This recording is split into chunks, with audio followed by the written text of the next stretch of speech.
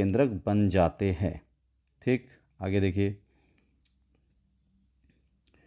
The daughter nuclei are haploid surrounding of each nucleus a little amount of cytoplasm collected. तो जितनी भी daughter nuclei बनी है वो हैप्लॉयड होती है। हैप्लॉयड क्यों? क्योंकि एक बार माइटोसिस डिवीजन उसमें हुआ है, तो माइटोसिस डिवीजन होने के बाद जो भी सेल होती है वो हैप्लॉयड हो जाती है। तो जितने भी न्यूक्लियस बने हैं वो हैप्लॉयड हैं और इनके चारों ओर थोड़ा थोड़ा सा साइटोप्लाज्म इकट्ठा हो जाता है और फिर ये गैमेट्स में बदल जाते हैं। द गैमेट्स आर आइसोगैमेट्स और एनाइसोगैमेट्स। तो गैमेट्स आइसोगैमेट भी हो सकते हैं, एनाइसोगैमेट भी हो सकते हैं। ये देखिए, ये गैमेट्स बन गए।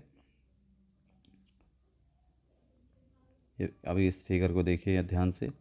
ये देखिए, ये वाला पोर्शन देखिए, इसमें ये चारों ओर इनके न्यूक्लियस के चारों ओर थोड़ा थोड़ा साइटोप्लाज्म इकट्ठा हो गया और ये गैमेट्स बन गए।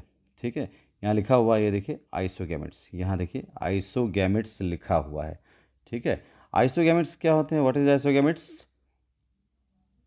If the gametes are similar in shape and size then it is called as isogametes. और अगर ये शेप एंड साइज सिमिलर नहीं है, मतलब अगर गैमेट जो युग्मक हैं उनका आकार एवं मतलब स्ट्रक्चर जो है एक जैसी होती है तो उसे आइसो कहते हैं। ठीक है, हिंदी में समयुग्मकी कहते हैं। और अगर अलग अलग होती है, मतलब एक छोटा है एक बड़ा है, तो उसे एनाइसोगैमेट्स कहते हैं, हिंदी में विषम युग्मकी कहते हैं। ठीक है, तो यहाँ पर देखिए, ये पूरा पोर्शन यही है गैमिटोगोनी। ठीक है, ये पूरा प्रोसेस गैमिटोगोनी है, यानी गैमेट्स का फॉर्मेशन होता है इस प्रोसेस में। ठीक, और सभी गैमेट्स एक जैसे होते हैं ज़्यादातर, एनाइसोगैमेट बहुत ही कम पाए जाते हैं। ठीक, इसके बाद अगले क्या होगा कि ये जो गैमेट्स हैं, दो गैमेट्स मिलकर, जैसे मान लीजिए 16 गैमेट्स बने, तो दो दो फ्यूज होंगे और 8 गैमेट बना लेंगे। ठीक है, दो दो फ्यूज होंगे, 8 गैमेट बना लेंगे, 8 जाइगोट बना लेंगे। ये देखिए जाइगोट बन गया है। तो जो दो गैमेट्स मिलकर जाइगोट बना लेते हैं, ये देखिए जैसे ये दो गैमेट्स मिले, ठीक है, ये दोनों मिलकर एक जाइगोट बना लिए। ठीक, ये है जाइगोट वाला प्रोसेस। ठीक है, तो ये दो गैमेट, एक गैमेट ये, एक गैमेट ये, दोनों मिलकर जाइगोट बना लिए और ये अंदर जाइगोट बन गए। ये देखिए ये सब जाइगोट बने हुए हैं। ठीक है, तो कई गैमेट्स फ्यूज होकर many gametes fused and form many zygotes. ठीक, कई गैमेट्स फ्यूज होते हैं और अनेक जाइगोट्स बना लेते हैं। इस पूरे प्रोसेस में ये जाइगोट है, इसे सिंगैमी कहते हैं। सिंगैमी मीन्स होता है ये फ्यूजन, मतलब दो गैमेट्स का फ्यूज होना, दो युग्मकों का आपस में मिलना, उसे सिंगैमी कहते हैं, हिंदी में संयुग्मन कहते हैं। ठीक है, अब आगे देखिए, यहाँ पे देखिए इस प्रोसेस में सिंगैमी, यहाँ लिखा हुआ है सिंगैमी संयुग्मन।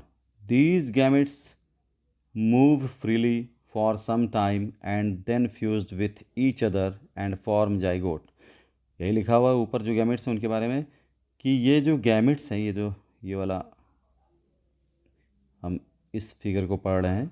ठीक है, देखिए ध्यान से।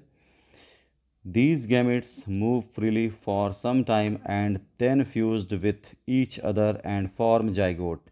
ये गैमेट्स जो हैं कुछ समय के लिए स्वतंत्र रूप से इधर उधर मूव करते रहते हैं और फाइनली ये फ्यूज्ड होते हैं, एक दूसरे से मिल जाते हैं और जाइगोट बना लेते हैं। ठीक है, the fusion of two gametes are called as syngamy. दो गैमेट्स के फ्यूजन को सिंगैमी कहते हैं, ये हम बार बार बता चुके हैं आपको। Both fused gametes are have opposite characters। Both fused gametes are have opposite characters। जैसा कि बताया, गैमेट्स जो होते हैं एक मेल एक फीमेल होता है। ठीक है, तो both gametes have opposite character. तो दोनों गैमेट्स में अपोजिट कैरेक्टर होता है, मतलब एक को प्लस मान लीजिए तो एक को माइनस मान लीजिए, मतलब एक को मेल मान लीजिए तो एक को फीमेल मान लीजिए, क्योंकि मेल फीमेल जब मिलेंगे तब जाइगोट बनता है। Thus numerous diploid zygote are formed within a single gametocyst. तो एक गैमेटोसिस्ट के अंदर, ये जो है ये पूरा गैमेटोसिस्ट है, इसके अंदर कई जाइगोट बन जाते हैं, डिप्लॉयड जाइगोट बन जाते हैं। एक गैमेटोसिस्ट के अंदर, ये गैमेटोसिस्ट है चारों ओर से, इसके अंदर देखिए कई जाइगोट बन गए हैं। ठीक है, कई जाइगोट बन गए। इसी प्रोसेस को बोलते हैं सिंगैमी। यहाँ लिखा हुआ ना सिंगैमी, ये देखिए syngamy.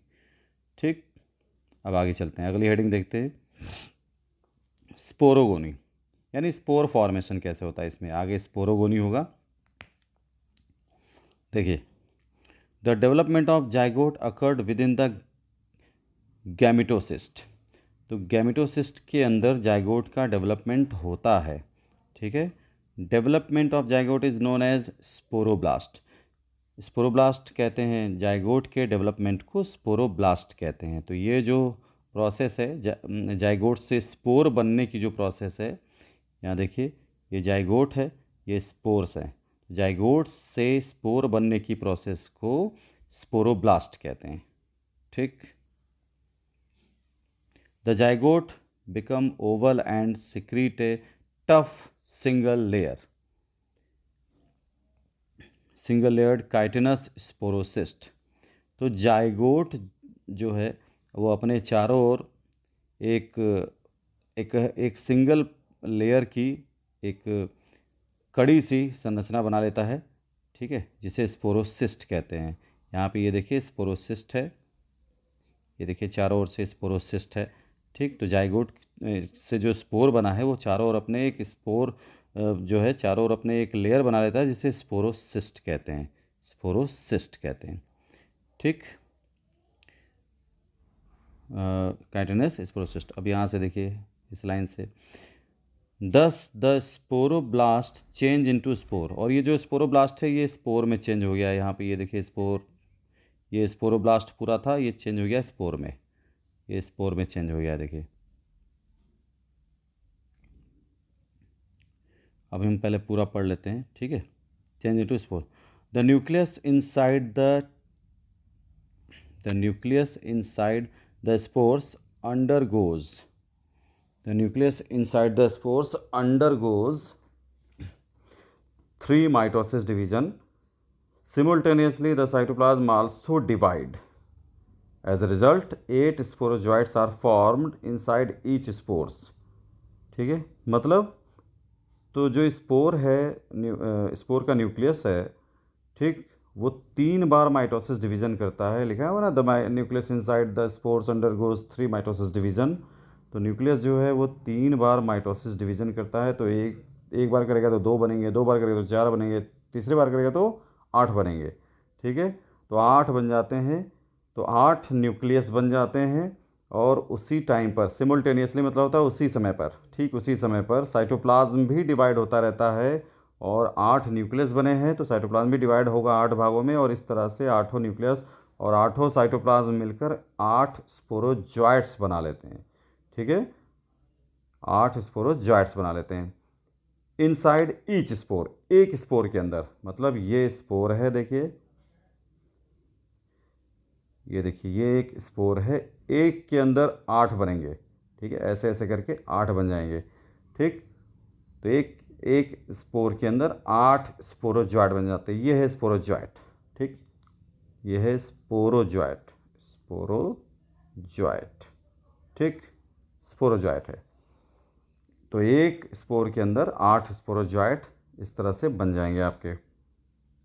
The sporozoites are elongated and spindle shaped. अब इसका भी आप शेप देख रहे हैं, देखिए ध्यान से, इसका भी शेप देखिए। स्पोरोजॉइट्स का जो शेप है ये इलोंगेटेड है, लंबे से है, और स्पिंडल शेप्ड जैसे ये देखिए स्पोरोजॉइट का शेप है इस तरह से,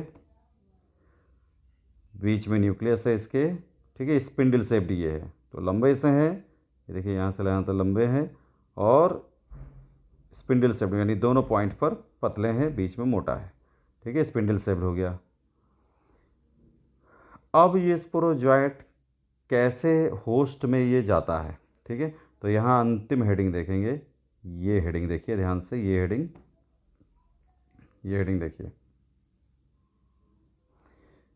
transmission of spore into new host. मतलब स्पोर नए होस्ट में यानी नए केचुए में कैसे जाता है, ट्रांसमिट होता है यानी जाता है, ट्रांसफर होता है। The spores contain sporozoites. तो स्पोर में स्पोरोजॉइट्स है, comma are set free inside the seminal vesicles by the rupture of gametocyst, the release of sporozoites and their further development takes only inside the alimentary canal of new host.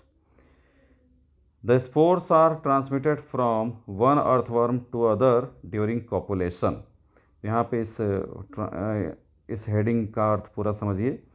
The spores containing sporozoites, spore में sporozoites होता है, यानी कि ये जो spores हैं, ये sporozoite है, इसके अंदर 8 स्पोरोजॉइट भरा हुआ है. ठीक, comma are set free inside the seminal vesicles, ये सेमिनल वेसिकल्स के अंदर भरे हुए रहते हैं, बैठे हुए रहते हैं. बाय रप्चर ऑफ गैमेटोसिस्ट, और ये जब गैमेटोसिस्ट की दीवार, यानी कि ये दीवार जब फट जाती है तो ये स्पोर्स रिलीज हो जाते हैं. ठीक है. The release of sporozoite and their further development takes only inside the alimentary canal.